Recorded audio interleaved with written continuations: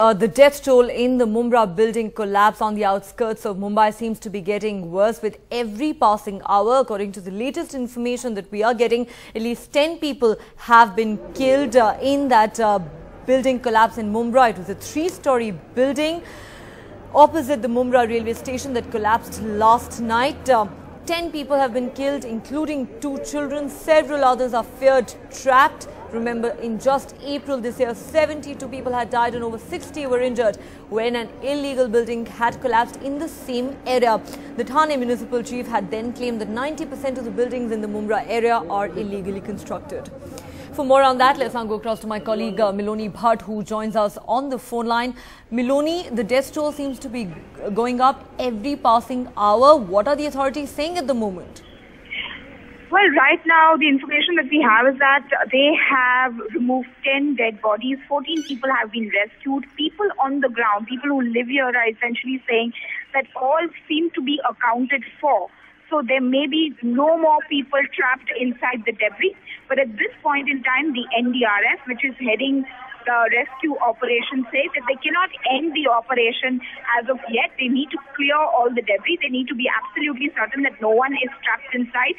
But local people who live here are telling us that everyone seems to be accounted for, and therefore there is no possibility now of finding anyone trapped. But Neha, it is a tragic incident. This building, according to the Thane Municipal Commissioner, whom I spoke with just a short while back, he told me that he believes that this building had got a notice of evacuation from the local municipality authorities here in Thane.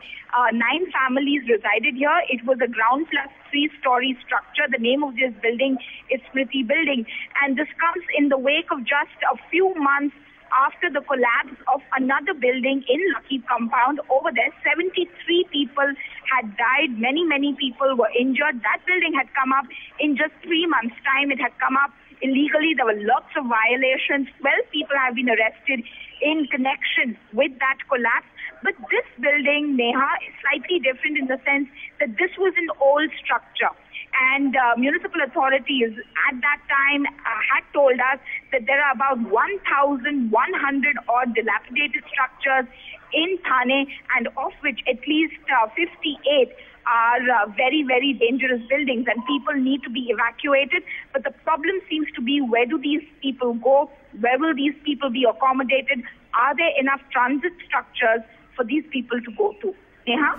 Right. Also, Miloni, last time a tragedy of this nature happened in that same area was in April. You covered it extensively. The question that will be asked at this point is, have any lessons been learned at all? Because we also remember the Thane municipal chief actually telling us that as many as 90% of the buildings in the area had been constructed illegally, but clearly nothing seems to have been done about it. Yeah, well, Neha, what does one do about it? Does one evacuate 90% of Mumbra, and where do these people go? Because these people have livelihoods. A lot of people have paid money to live here. A lot of these buildings, which are weak, are inhabited by people who are daily wage laborers. Even this building, the people here who lived here were people of extremely modest means. Now, what was asked was that, an audit be done of all these buildings. This issue had even come up in the Maharashtra Assembly later on, and a social audit also be conducted. A decision be taken on what do we do with people who are residing in these buildings. The way Mumbra had developed in the outskirts of Mumbai was essentially, it was made up of people, a lot of people who had come up from outside Maharashtra, a lot of people who could not afford housing in Mumbai and had built structures in Mumbra. And that saw the boom of these weak structures at that point in time. No one, and everyone seems to be hand in glove in this regard. This had even come up, this was exposed during the collapse of the building at Lucky Compound.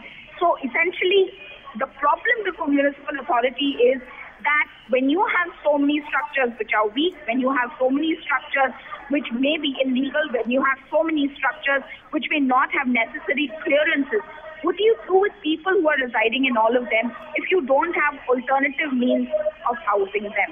So this is essentially the problem that civic authorities are facing, and it is going to be an immense challenge before them.